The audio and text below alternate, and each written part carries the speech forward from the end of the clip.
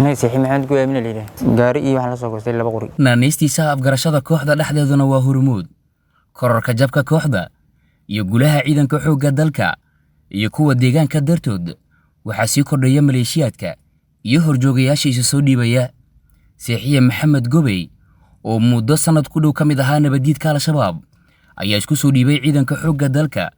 iyo ciidanka xoreynta Hiiraan laba qoray AK-47 ah iyo gaari nooha ayuuna si qaniim ahaan kaga soo qaatay kooxdii uu marka tirsanaa Seexiye oo sababeynaya isu soo dhiibistiisa ayaana yiri magaca oo kooxda dhexdeeda laga yaqaan hormuud ummadda Soomaaliyeed imika hore horta waa way qaldeen makan dad islaam waxa weeye diin islaam yaqaan aan qabay marka masaakiinta laynaan oo dadku waxa weeye masaafurka laynaan ay ceelasha burburinayaan waxa weeye wax arxanayo sameeyaan la arag ahalka ka dhashay qaraabada laynaan inaan la joogo macna waxa weeye damirta giiwayd sidaas awgeed aan uga soo baxay gudoomiyaha la soo xiriiray galbeedka gudoomiye ku xigeenka galbeedka Matwana la soo xiriiray waxaan iyo Jaanis markii ma taqaanay aan helaan aan soo baxa iga warhay waayahay wiiri markii aan Jaanis salaynay waan soo goostay nolosha saaxiibadiisa wali ku habaabsan howdka Hiiraan ayuu dhinaca kale Seexiye ekiis Al-Shabaab warbaahinta ciidamada la wadaagay kulay si rafaaday ku noolyiin waxa weeye nolol waxa weeye liidani ku noolyiin waxaan leeyahay marka dadkii ahalka ku jira ama qaraabada ha isaga soo baxaan ay soo dhiibaan dawladda libada waa garay waxa weeye dhowr meelood ay ku jabeen haddana waxa waaye inay soo noqonaan buu maleeymaaba maralhan waxa ahaana waa meel kasta looga dabadka waa ka sii baxayaan nafugu matal maamulka degmada Matabaan iyo mid ka mid ah nabadoonnada gobolka Hiiraan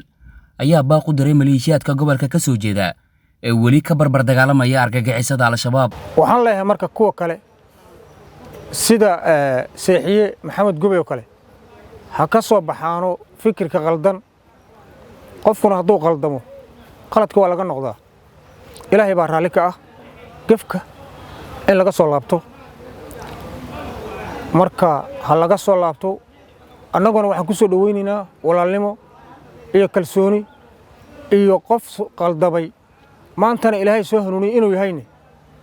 dawaan ku soo dhaweynaynaa sidiisoo kale aan u soo dhaweynaynaa sidoo maanta noola joogay farxadii walaalnimada iyo wanaagga oo nagula joogaan ayagana ku soo dhaweynaynaa waxaan leenahay dadkii fikradda qaldan qaatay oo maanta Al-Shabaab ku maqan ha ka yimaadiino meel kasto ay joogaan horta sida loola dhaqmaa waa u jeedaan kuwa maqanaan u sheegaa sida loola dhaqmaa waa u jeedaan waa la soo dhaweeyay waa loo hambaliyay waa la dhaqaaliyay asaguna si fiican oo maskaxdiisu u xisaabtamay waana yimid waxaan marka baaq halkaan uga jeedinaa nimanka gobol iyo maamul iyo meel la kala jooga reer Hiiraan aan u jeedinaa reer Hiiraan dadka meeshaas jira ha ka yimaado dabayla kacday dabaysha reer Hiiraan ay ka bilaabatay haddana ha bilaabaan ayagu siday u soo xaro lahaayeen nabadgelyo ay walaalahoodu la noqon lahaayeen aniga waxaan ahay oday nabadoonna nabad buu ka shaqeeyaa inaan wiil Soomaaliyeed dhiman hadda kan shalay haddii meel lagu arko la soo qabto waa la dilay maanta walaalihiisu garab ka taagan yahay waxaan ugu baaqaynaa laydikama jecla waa asagoo kaleete sidoo kale inaad u timaadaan adigoo wax dilin adigana lagu dilin kuwaan aad la mid noqoto Saadaam Aadan Maxamed madaxa waaxda warisgaarsiinta iyo wacyigelinta ciidanka dhulka ee xoogga dalka Soomaaliyeed ayaa sheegay in xoogga dalka uu si sharaf leh u soo dhaweyn doono qof kasta oo soo dhiiba laakiin inta hadda anaga in soo gaarin Jaanis haystaan ka fikira inta ciidanka xudud Soomaaliyeed gacanteeda ku dhigan iyo ciidanka deegaanka la magac baxay dib xuraynta gobolka Hiiraan gacanta ku dhiga gobolada kale hadda ku sugan yihiin warseeda Soomaalida kale say u kaceen reer Hiiraan waa u kici kartaa adinka waxay qabteen waa qaban kartaan dadka deegaanka reer Hiiraan waas abaabuleen waxay tuseen in shabaab la iska dhici karo shab diyuusin yihiin qawaaris in la dili karo tuseen qawaaris in la laay karo tuseen haddaba maxaa talaabaha u sugaya kuwa iska indhitira cafiska madaxda qaranka fariintaas ayaa waxaa maleeshiyada isna u diray gaashaanle carab abandulaha guutada 18aad kumaandoska gorgor ee xoogga dalka Soomaaliyeed fursadda wali furan oo madaxdu ku dhawaaqday dhalinyaradii u dhagan nuglaan weyso oo isku soo dhiibi weyso ciidamada qaranka waxaad ogaataan dhamacdii wali gacanteena ku jirtaa waa sidnaa raggii ka carari jirteen wali way joogaan way taagan yihiin idinkama hari doonaan waana idin daba socdaan ogaada arrintiina meel xun inay ku dambeyn doonto walaalayaalow si walaaltinimo